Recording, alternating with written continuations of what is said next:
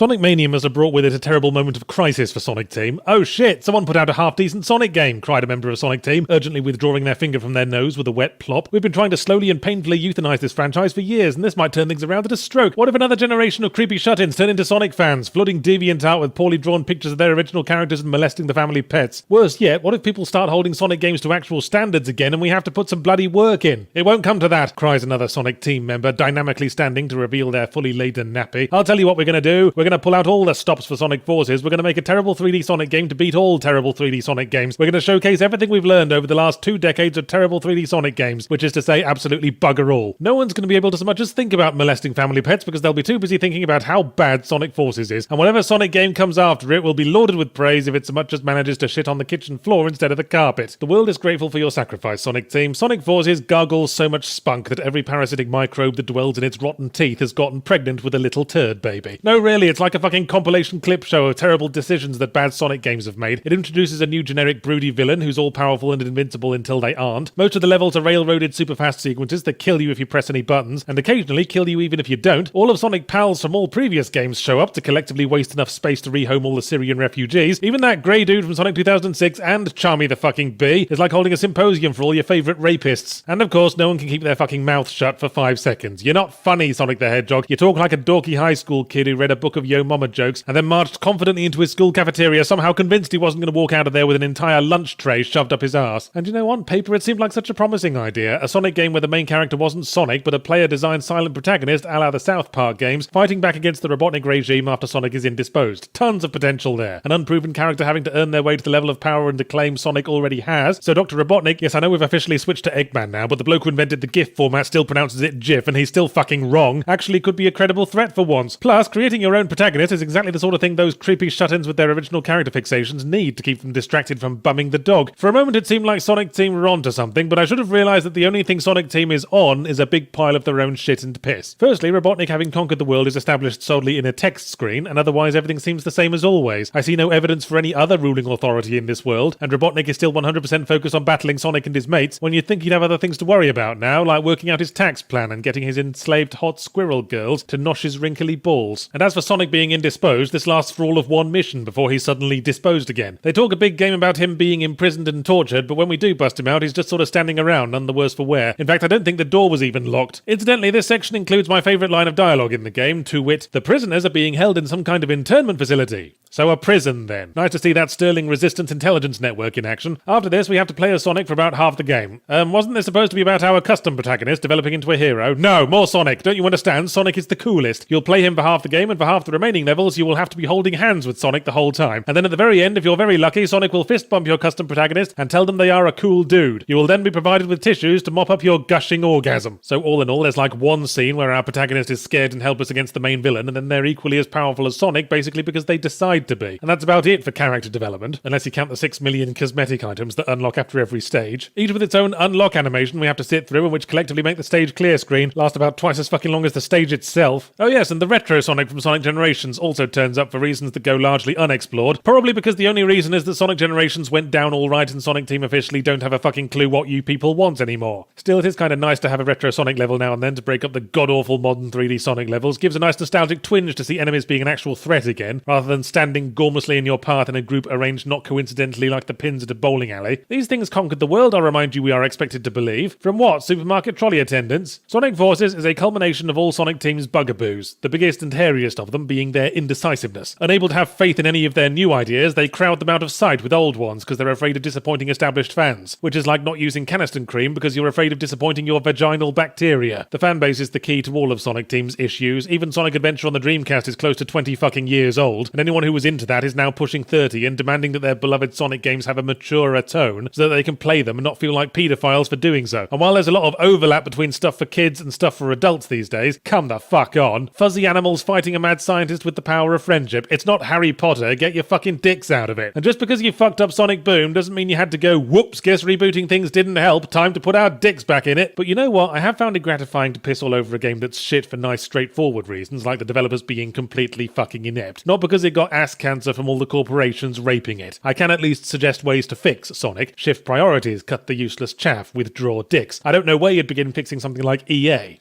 At this point, it would be like taking a giant rampaging hippo who has been engineered from birth to feed on money and trying to wean it onto hobnobs.